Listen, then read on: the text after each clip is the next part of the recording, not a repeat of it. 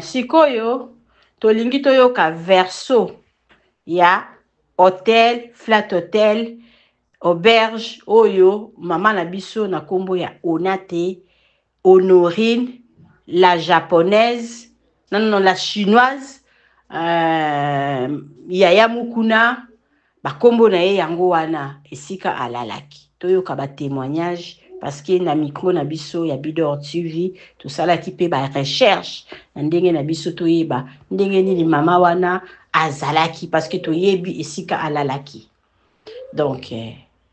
kopesa batu ya hotel ou bien ya flat tor eza malamu te parce que na kati ya flat toyambaka batu bayambaka batu ya midele na midele pona koyeba identité ya mutu ezaka nzambe nde mutu ayebaka selon ba information oyo nga nazwi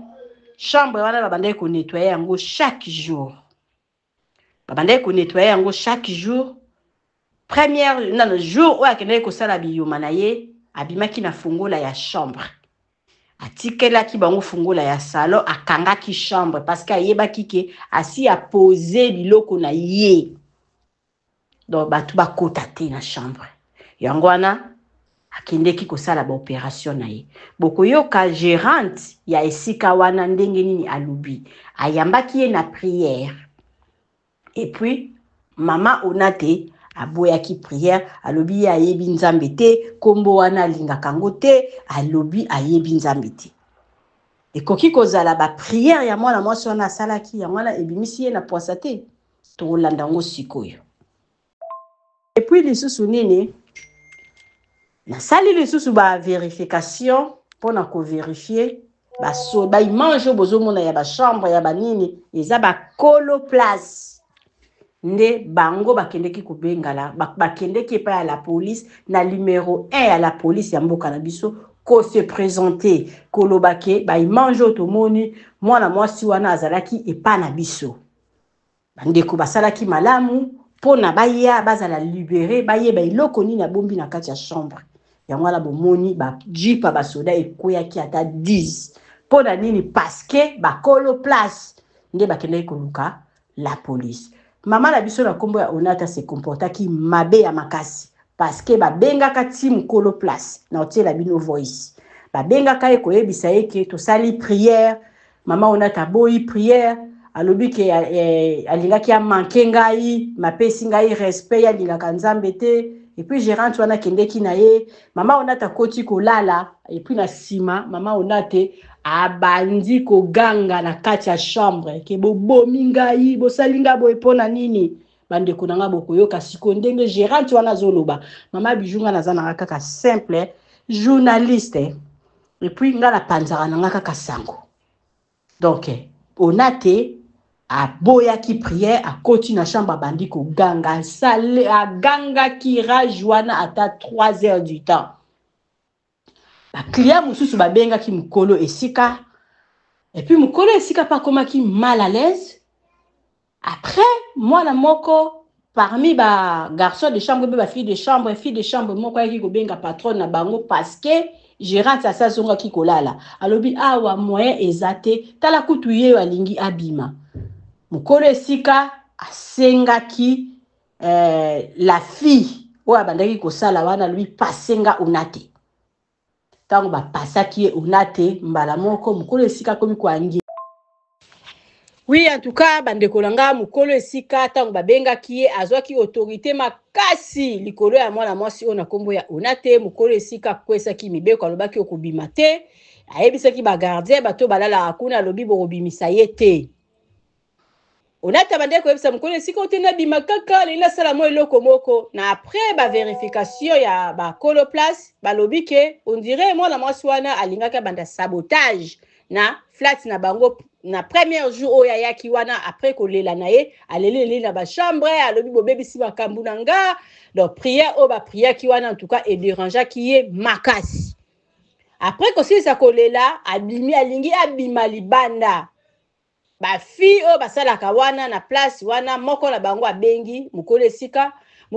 zui autorité alobi non bopesa ngai pesi ye mukolo esika lobi okobima te o te de ina bima la sala eloko moko mukolo esika lobi okobima te. Mukolo esika yebisi ba gardien bato babana na balala kawana lobi boko fungola porte te akobima te. Mukolo esika bandi koloba ke bokoyoka kutu ba voice bandi kobondela ye obima libanda pona nini bakoko sala o mabe babiloko mwa nde wana nde yaki kosala ke mwana mwasi wana na ba 0 heure wana abimaki lisusu te. Et puis lisusu na ba vérification o nga la vérifier ezali ke mukolo esika lobi na nga lobi avant on a été à voyager on a kutu mutu abengaki direct te mobali ya onate mutu akomelaki na TikTok asengaki ye numéro apesaki numéro na ye parce que yazo sala musala na ye ayaki kozala surpris ke ezaki onate mutu abengi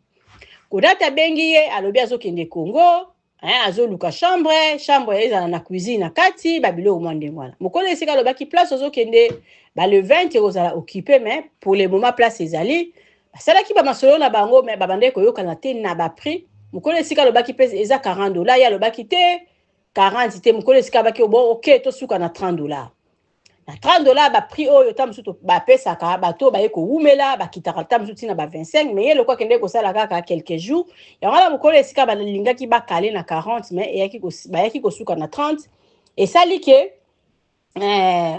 onate ayebisi mukolo esika lobio nazo kende cop oneza ya mbongo ebele tamusu na ba 1 million. Bon, aseye moko lisusu onata seki abi ata 1 million ata 100,000 na koyala ngo na ke koluka diamant donc soki na ye kitisela ngai place soki na ye na okabela o 300 mokolo esika lobi nga na liaka na kopi te na liaka na makasi na nga la mutoki na nga donc ndenge eza wana nini okopesa nga mbongo oyo toyokanaki parce que ezala ba travailleur o basalaka wana donc ngai nalingi makambo ya kopi na yo te kopi na yo eza ya yo donc mokolo esika bande kotelemela ye depuis poto mokolo esika bande koboya déjà makambo na ye depuis poto mokolo esika boyaki bakopi na ye oyo akokende na badiama ayela ye bambongo aya kofute chambre après mokolo esika aboyaki yango ezalaki ki a voyagé samedi wana abengi mokolo esika o a raté vol on a raté vol ndenge za wana na yebi te na leki na pongi ezala babiloko mususu nzambe ya lingi nzambe te menga na yebi ki na koyaka na nzambe na yebi ki grâce à nzambe ezali oyo biso tozali donc aboyi ate ya lobi ke a raté vol boye asombi lisusu tike mususu donc mwana mwasi wa risquer vie na ye ya kosomba batike ya ba cher pona okende kosala buzoba kotika bana en tout cas ezo sala passe sali passe na communauté et surtout biso basi et puis basi susu dini ya poto. Et puis mukolo esika bien loko raté vol boye bon ko regretter te parce que nzamba sala makambo na ye ayebi pourquoi on raté vol mwana mwasi na zongisa kiso eloko te lobi na kosombi bien na voyager lobi na ko ba lobi na tongo aye ko koma lobi dimanche wa koma ki dimanche abandi ko ba yambi akoma na vers ba 15h 16h ba yambi na ba prière sali ba dégâts leli ti soki ba heure nini wana ba 0 alinga bima pa ko kotisela bango babandi ande ko langai ko sala musala net ya ba hotel ya banini makambo ebele eyaka mais il faut kozala na nzambi parce que moi la mwasi wana mukolo esika lobi ye sangisa mbongo na ye osala ba faire na ye na mbongo ya mabete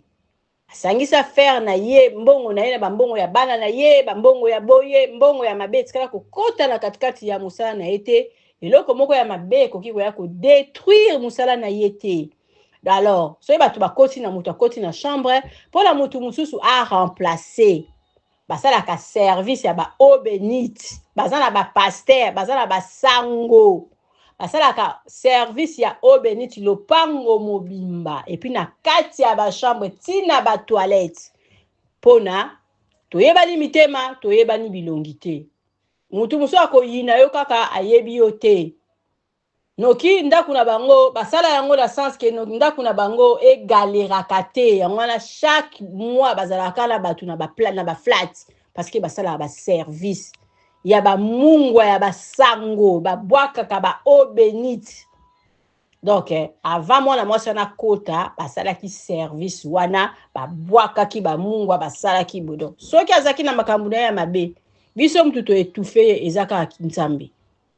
elingi koloba te ke soko za la flat il faut pona oyo azali muto ya catholique te akota awa te oyo aza muto kimbangiste te akokota awa te oyo aza musulman akota awa te non biso toyambaka bato nyonso seloko ndima na yo etali mutu te flat ezosala mosala nango conseil lisusu na opesa na bandeko nde tokende ekolala na baflat il faut tozala na habitude ya koprier yango wana gérante ya place wana azwa autorité wana eza bandeko mingi basepelaka mais soki mpo boyi na yo prière tu es libre toza na démocratie bakooblige o prière te moto ya moto aza na oyo aye akroyaka bandeko nanga kote wana mpenza bo tosalelaka yango okoti na flat zwa ta na yo ya koprier parce que toyebi te eza na ba hotel nyonso tout te basalaka ba service ya koprier mama wana araisonna bien parce que ba service ya koprier esalamaka ye asala yango na sens ke eza na bato mosusu bayaka soki aye aleki ali akawiseli yo place kimotema mabe aye ntango ya koya alali wana bato mosusu bakoya te alors à cause ya wana nde basala service wana baza na service na bango ya baprière baza na service na bango oyo ta mosusu babengaka bato baya kopompe bainsecte bapompe bakisi ya bainsecte kodesinfecte bachambre baza na baservice wana alors ndeko na ngai ya mwasi alobi na passe message na baclient na ye bozala na inquiétude moko te parce que basi bazwi baprécaution nyonso et puis bazali na règle na l'état na bango c'est-à-dire baza en ordre baza na bapapier baenregistraki mwana mwasi wana ntango akotaki mosala oyo bango basalaka yango wana mosala na bango ezali reconnu donc ndenge ezali wana bazoluka sikoyo batia ata basoda mibale na porte parce que bazoya ko basase wana peut-être baolinga baya ko récupérer biloko na bango eza na kati ya ndako wana parce que ekangami wana ti ordre ya bapolice et puis lisusu nini bapolice oyo bayaki wana ezalaki te soki bapolice moko nini ezalaki mokolo esika moto atindaki bapolice bakita basala vérification na chambre wana mokolo esika ntango amoni baimage wana azalaki choqué abengi baconnaissance abengi bato ya Congo nde batindaki bapolice ekitaki soki 10 jeep mpona kosala vérification ya mpona kocontrôler oui mokolo esika ntango amonaki baimage azalaki choqué nde mokolo esika alobi mama bijou nazalaki vraiment choqué komona baimage wana nga nayebi la fille oyo na nkombo ya Onate Honorine akitaki epai na ngai donc kuna azoloba l'adresse ya matonge ya banini non c'est mieux nga moko nakende biso moko tokende ko se présenter toloba ke oui alalaki epai na biso parce que biso mpe toyeba ndako eza ya kokangama biso moye tokotala ndako eza te parce que soki client akangi ndako na ye aza te biso tokotaka te mpona ke client ya koloba ke mbongo na ye ezalaki awa mbongo na ye ebungi en tout cas toevita ata toza na fungola ya réserve en tout cas mama bijou service na nga bakotaka te bakotaka kaka soki client aza na kati akaya problème soki oza te problème eza ta mosusu na chambre baoluka toujours bacontacte yo bayebisa ok problème ezali zonga parce que moye tokota te yo oza te toevita mpenza place wana mama bijou alors bango moko bazwaki contact ya la police bayebisaki la police ke la fille oyo asali eyoma wana alalaki epai na biso bapesi na adresse na bango numéro 1 à la police alobi ok tozotinda basoda kuna nde bomoni basoda na baimage oyo bayaki kofilme donc na bato basalaka bazalaki surpris parce que fungola ya chambre ezalaki kaka moko mais bafungola ya porte ya salon ya réserve ezalaki nde bafungolaki yango na misu ya la police bayebisi bango balobi fungola oyo ya chambre etikala kaka moko Honorine Porsche azanango la police elobi tozo buka chambre oyo bango moko bazalaki d'accord babuka la police yebe loko nini eza na kati ya ndako wala parce que bakomaki pe kobanga baza pe batu nde biso nyonso tuto yaki komona baimage wana bato basalaka la bazaki surpris parce que lobi nango oyo likambo esalamaki jeudi mercredi nettoyaki chambre normale batikalaki komona eloko te bokoyoka ba voice ya gérante batikalaki komona eloko te donc ayaki kosala babiloko na ye wana ta mosusu butu amontaki biloko na ye asali bapriere na ye comment bato tel bakoyeba caméra de surveillance ekoki kozala me na bachambre te alors côté wana bato ya hotel baza na problème te atikalaki asalaki misala na ye na butu akangi chambre na ye abimi nde bapolisi bayaki babuki bamoni biloko wana nyonso tu oyo nga na bino tomoni alors nga sikoyo nalingi natiela bino bavoice ya gérante parce que nga naza na nga journaliste nazosala mosala na nga bapesi nga bamatière balobi na nga natia na chaîne donc naza na rien à voir na makambo wana mais mpo na koloba na ndenge na nga moko onata aza mwana oyo aza ndeko oyo toyebi ye biso nyonso tu na awa na Allemagne bato mosusu bazoloba le karma ezalaka moi aussi je sais que karma ezalaka ata après 20 ans karma ekoganga au moins ke mutu oyo osala ye mabe atika yo mais soki mutu oyo osala ye mabe akotisaka yo na bapriere asambelaka kaka mpona na ntina na yo ke nzambe amona yo akawisa kote na yo moi ebimela yo te baresursi yango ya nzambe ewumelaka ya nzambe ewumelaka parce que kotala boye na normal boye mutu akoki kokende koyiba na Congo mbongo te nde bato mosusu bazolobaki bautilize basali mpe ngai nde nazoloba na bino etake ndenge na étudier dossier oyo la fille ayebaki depuis poto akende kosala biyoma epuis nabosani mokolo place alobi alobaka akende kokende soki akomi epa na ye dimanche lundi soki akomi dimanche lundi na ntongo akozwa vol akei Lubumbashi donc balingai bavoyage na Lubumbashi ata 7 personnes donc basilisa nanu eyoma na bango bakosala na ki après bakei Lubumbashi donc ezalaki déjà préparé ndenge nga nasali comme ça avant kokata bavoice oyo mpona kotiela bino bavoice ya mokolo ya gérante conseil na opesa vie appréciée eza malamu te il faut pas koanviaka mutu vie appréciée eza malamu te il faut pas koanviaka mutu omona mutu boye na nzela azongenga oyebi te makambo nini ye asalaka to anvie bato te toluka mbongo na ndenge moko ya mabe te na presse te parce que yango nde tindi ta mosusu Porsche mpo nga yebengaka ye ona te kombo na ye mosusu ya mukuna bato mosusu babengaka ye la chinoise donc vie appréciée eza malamu te omona ta mosusu ndeko atelemisi ta mosusu immeuble na ye atelemisi ta mosusu mosala na ye oyebi te mbula nini oyo ye asala mosala wana oyebi te effort nini na muke biso ba oyo totindaka mwa carton tosalaka mwa boye yo lingi via ba carton ya kotinda kosomba biloko na poto kotinda l'Afrique te yo lingi oya kaka mbala moko o dominer bato le bien mal à qui on profite jamais botala ndenge ndeko na biso ya mwasi ya suki donc mpona kopesa kaka conseil en tout cas bandeko ya basi bandeko ya mibali totambwisa vie na biso malembe donc après ezalaka vanité de vanité inutile ya reforcer vie botala ndeko na biso ya mwasi sikoyo atiki bana na ye aza mama de 4 donc 2 filles 2 garçons bato mosusu bazolobaki aza na 5 bana no aza na bana 4 marié divorcé là je sais parent nayebi ki azalaki marié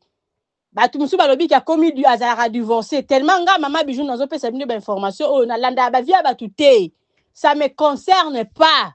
bavie ya bato donc balobi ki adivorça asala me mutu akontaktaki mokolo esika c'était mobali na ye oyo papa ya bana na ye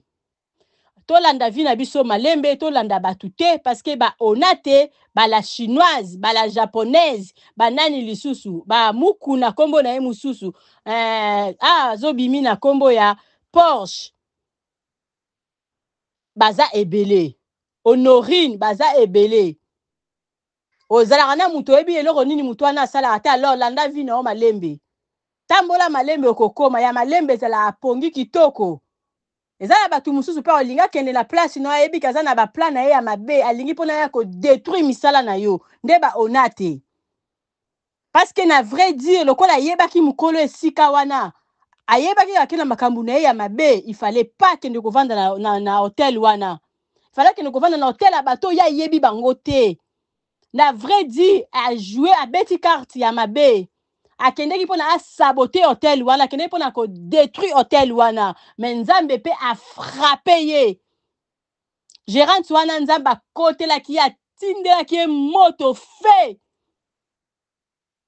donc mwana mwasi wana akendeki mpona kodétruire misala ya moninga alors asuki wapi totambola malembe nazotiela bino voice ya gérante nakotiela bino lisusu témoignage moko ndire nga mpe na sina yoki na réseaux sociaux et puis à bon attendeur sali mama Bijou lobi totambola malembe bakolo ba flat bozala mayele bozala vigilant wana conseil nazopesa bino mutu soki aye ifo bokoyeba état d'âme na été parce que c'est difficile bozala rata lokola bakolo flat wana parce que babande kotelemela ye déjà azolala na kolalisa batu na bakiti bazotelemela ye azosala boye bazotelemela ye bapesaki ye espace te basalaki mosala na bango kitoko ake kosala bakuna ye libanda ya hotel c'était pas na kati ya hotel malgré atiki babiloko na ye biloko na ye ya mabe oyo abimisaki na valise na ye apose kopose soki awutaki nango na poto soki azwaki yango kuna na kini wana eza makambo na ye me bakolo bisika ifo bozala bato ya bapriere mpo na misala na bino ebeba te mukolo esika wana abe aza na kobanga ata muke te parceke asangisa mbongo na ye na mbongo ya mabe te mwana mwasi oyo soki kodétruire misala na ye ezongeli ye oyo nyonso to okende mpona kodétruire misala ya baninga obima na mpwasa wana eza babikeko apamba moto akobeta yango sabo ya munga moni te ke bafio basalaka wana bazofungola biloko na ye parceke baza na bonzambe ekipe nyonso ezalaka na kati ya ndako wana bayebi nzambe na nzambe tokonyata yango tozokofinda yango boye sans effet eza eloko te ça c'est quoi ça eza badécoration ye moto ayebi importance nango mais nous non nous on n'a pas besoin de ça kaka na kombo na yesu c'est sans effet alors bino bato bosala bato mabe bomoni basort obebisa vie ya mama moko boye omemela ye vie difficile oyebi oyo ekozongela osala témoignage ya mutu ya mabe naza komodire bato nyonso tu boyaka kobebisa oyo babengisaka bino surtout na bapoto obandi koya kosala témoignage ya mutu ya mabe bomoni basort parce que bato babengisaka bato balelaka obebisa vie ya mutu mama moko boye sans kotanga bakombo yo kanisi ya yo esili te balobi le karma